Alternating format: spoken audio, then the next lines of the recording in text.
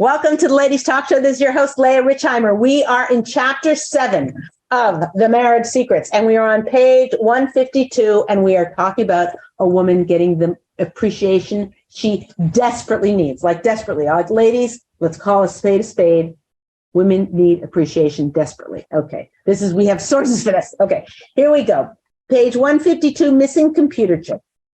I've walked many women through this minefield and taking on the viewpoint that it is not in the husband's DNA and will never change over time, ends our disappointment and frustration about not getting our expectations met. Meaning a husband it's missing in his DNA to show appreciation to his wife. End of story. And you can argue with me and we can have fights about it. We go, oh, my husband, I'm just telling you right now, the world was created with a man who does not know how to show appreciation, and no amount of training till he's 120 will change that. And the sooner we are able to just absorb that and see that as a reality, the less anger we have to our husbands for not giving us the appreciation we need. This is so, so crucial. Okay. That means that we can now take on actions to get our own bucket filled. By understanding men's deficiencies in this area, women are much more motivated to do the work necessary to make certain that our bucket is filled without relying on our husbands to do it. Further, diminished expectations of our husbands means less friction, which makes getting that appreciation so much easier. The bottom line is the only way a woman will ever get the quantity and quality of appreciation she is desperate for is to take full responsibility for getting it for herself, as outlined below. Yes, it's unfair that it seems like we're the ones who always have to make the most effort.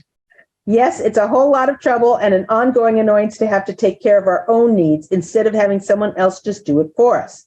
And last I checked, women are notoriously bad about taking care of themselves. Yet when a woman takes this seriously, there is a significant improvement in her level of satisfaction in life, as you shall hopefully witness yourself. Also, here's something else to consider. Targum Onkelos translates the words, and Hashem blew into him, Adam, a nishmas hayim, to mean the power of speech. The medium of speech is how husband and wives connect spiritually to become truly one. The Chazon Ish writes that a couple connects through talking and communication. Had our husbands been implanted with a computer chip on their brains or in their brains designed for them to understand us, it would rob us of the spiritual connection available to us by sharing our inner selves with our husbands.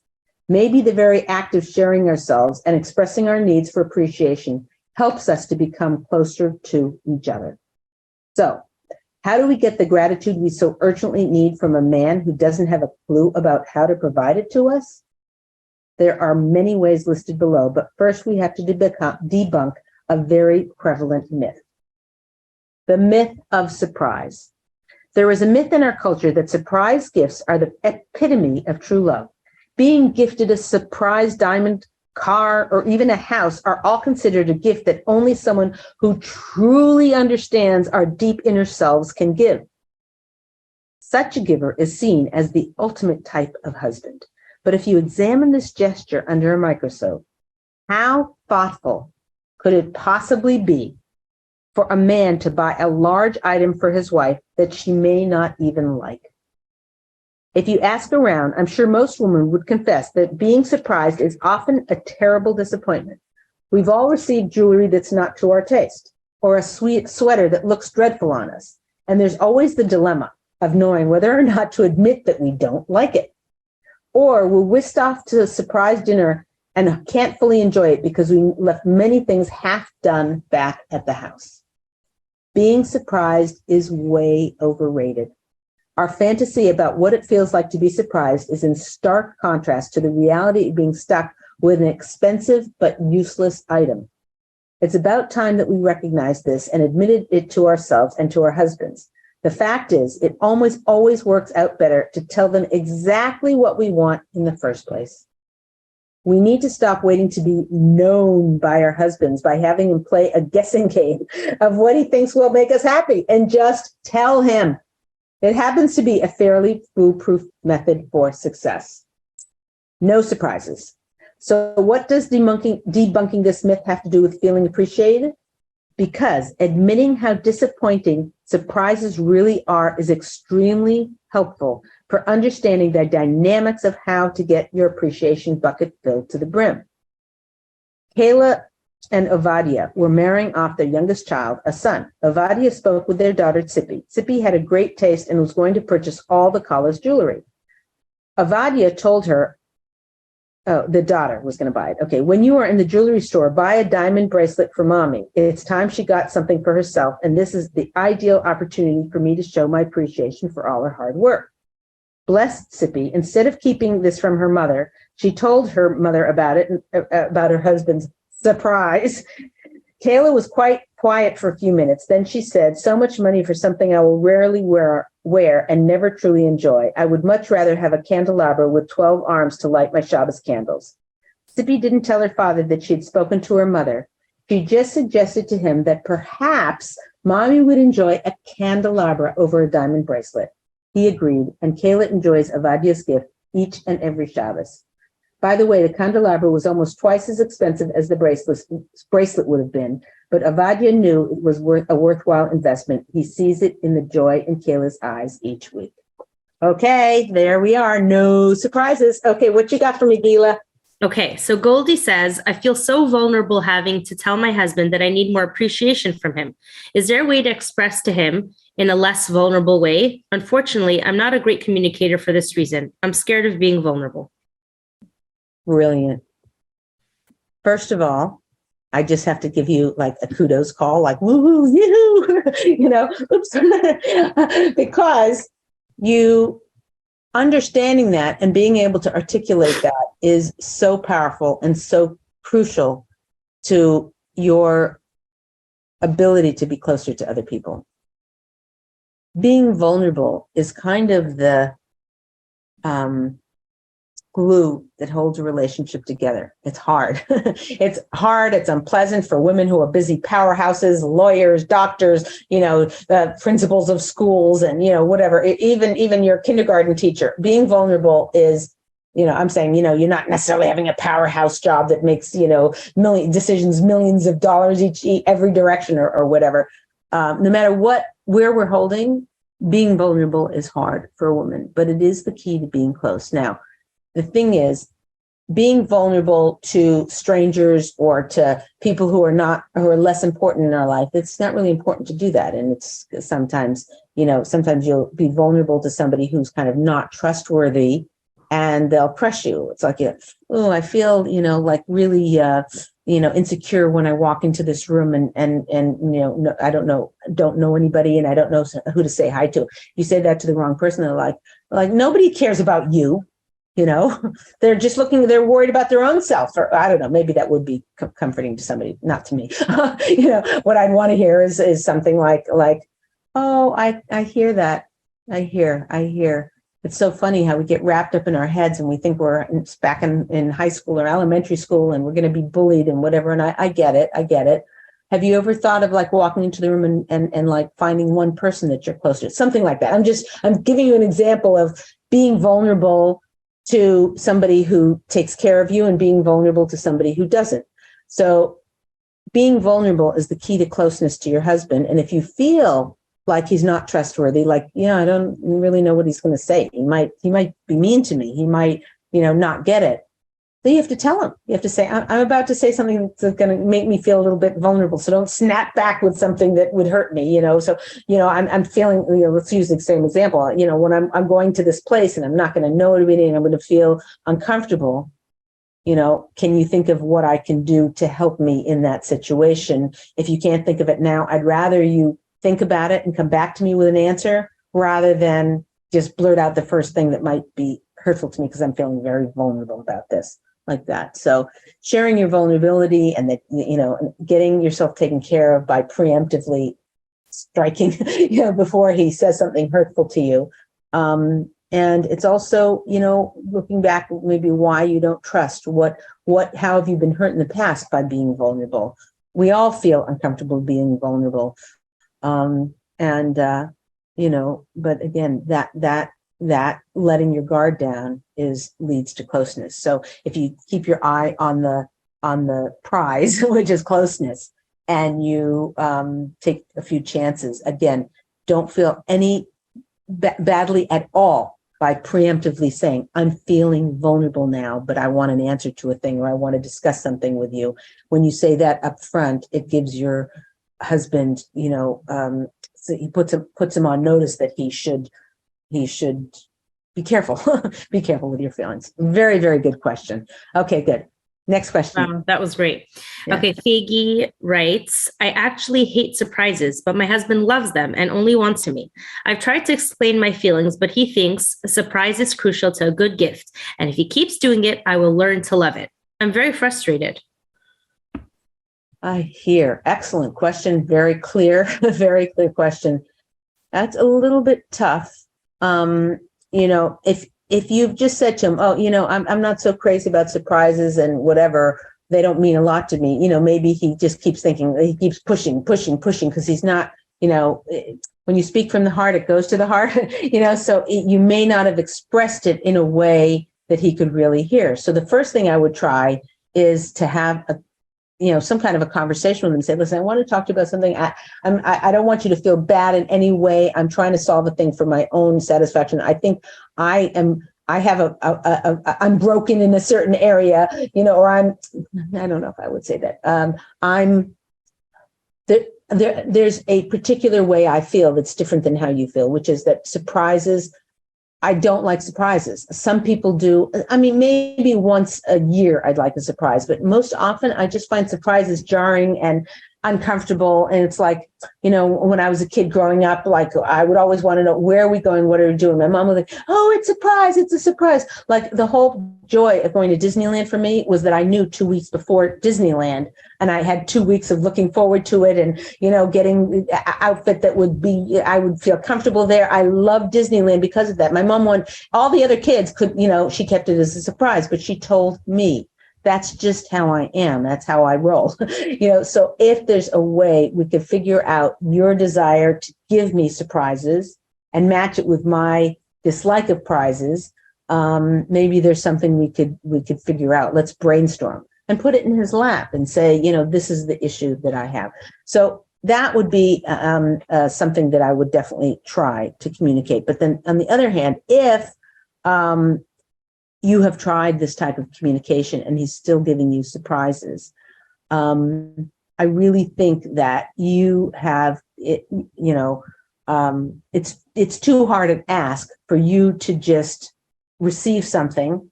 Like, in other words, if you're getting a piece of jewelry and it's an expensive piece of jewelry and you've helped picked it, and then he gives it to you at a later date, or he gives it to you, out to dinner or something like that, that can be very special. But if he's just surprising you with a piece of jewelry and you don't like it, in that case, I think you can tell him when you're having the conversation with him and say, listen, I'm not sure what to do. If you give me surprises and I don't like the jewelry, what should I do? How should I handle it? I don't want to hurt you. I don't want to hurt your feelings. As you know, I'm really not a fan of surprises. If you surprise me with something and I don't like it, what should I do? And I'll say, oh, just tell me. And you're like, no, I won't feel comfortable doing that. You went to a lot of trouble. You went to 5 shops to get me the right bracelet or whatever. I don't feel comfortable doing that. What do you have any other ideas of what we can do? And just keep pushing him. And eventually he might say, okay, keep it for that day and say, thank you, thank you, thank you. And 2 days later, come to me and say, I don't really like that bracelet. Can we exchange it before the days run out or something like that? So again, these are negotiations, they're conversations, and by being vulnerable, you're going to be closer. But there is a way to communicate with our husbands. We don't know why. God could have made him so that he had a computer chip. He knows exactly how you feel, exactly how you, work, how you operate, what you're thinking, your opinions. God could have made that happen. It's not beyond God's control. Why did he make it? So he doesn't understand us. We don't understand him. Where there's conflict, there's whatever. It's so that we all grow in our communication ability in our ability to be closer, in our priorities of putting shalom bayis and marital harmony in number one priority in our lives. God created this way, these challenges, so that we could grow closer and earn that shalom bayis. Very, very excellent questions. You guys are awesome. Okay, go ahead. What's the next question, Gil? Okay, Eliana asks, recently my husband and I have been getting into arguments when we're out in public, and it makes both of us uncomfortable, but sometimes things just come up. Is it better to bottle up our feelings when we're out and revisit them at home, or is it better to talk it out even if people can overhear us, if we're calm and speak respectfully to each other? Wait, calm and speak respectfully, but are arguing? I guess that's what the question is. Right. Whoever from the studio audience, whoever wrote that in, if you can clarify, I'm not positive. I understood everything up until the last couple of words that said to speak respectfully. It sounds like they were arguing in public and people could overhear, and it was not a good thing. So here's, first of all, it said, should we just bottle up our feelings? So there was a whole movement in the 70s and 80s of not bottling up our feelings. They actually started selling tennis rackets and pillows so yeah, you'd hit the tennis racket with it, like it was called tennis racket therapy or something like that. And a bunch of therapists were charging people money coming in and hitting a pillow with it. I don't know, maybe it could have been effective, but what it turned out to be is that the more aggression a person showed, the more aggressive they were and they felt. And it was a downhill battle. Like it just got worse and worse and worse. And letting out that steam, which everyone thought was a good thing. Oh, you got to let off steam and whatever. And you shouldn't bottle up your feelings. You should let it all hang out. That was a big fail scientifically. And we know from our sources for 3,000-year-old bulletproof track record of success, we know that pouring out your anger is usher. It's bad. We were meant to have self-mastery over our anger, and we're going to get to that topic in a later chapter about anger. But we know that's not the right way to be and the right way to act. So I can answer the question standing on one foot without getting into any of the details with no. Yes, bottle it up. That is the answer. Bottle it up and take it home with you. And discuss it there. Now, I think did she answer the question I asked? Yeah, she said it's an argument, but respectfully and calmly. So they're having a disagreement, it sounds like. Right. So again, in public, it's a whole different ballpark, because if anyone can overhear you, you could say something that could be absolutely true. Like you could say, no, you're the one who came home late and, caused us to miss going to the chuppah, right? Which might be accurate. You might have said it nicely. You might have whatever, but it's actually embarrassing your husband in public. Now, he looks bad in any of the tables around. He looks bad in their eyes, which is usher derisa. That's one of the worst things you can do, is embarrass somebody in public. They call it akin to murder, because you're making them blush. The blood is rushing to their face. So you cannot do that. Cannot, and if you do it, you need to do tshuva, you need Yom Kippur, you need to beg forgiveness from the person and from God, whatever. It's a very, very detrimental to the relationship and to yourself, to your neshama. It's like putting dirt and smearing it on yourself. It's on your soul. So you have to avoid that at all costs. So I don't think that there's a way that you could have a discussion in a public forum that, even if it didn't get heated and you're speaking respectfully, that wouldn't somehow embarrass one or the other of you in public, which is a huge affair. So you cannot even take that chance. So if you're going to have in public, if you're going to have conversations, they should all, hopefully you're in a place where nobody can hear you and you can be out, having kind of a date night, but in privacy. If you can't have privacy, then the conversations have to all be kept in a light manner where there's no argument bubbling to the surface. And if you find something like, and your husband says something like, well, say, I hear about it. I'd prefer to talk about that later. And if he says, no, I want it, whatever, then next time, before you go out again, say, I understand it's usher. It's a complete sin. It's an avera for me to put you down in public. So, or for either of us to put each other to say anything that anyone can overhear.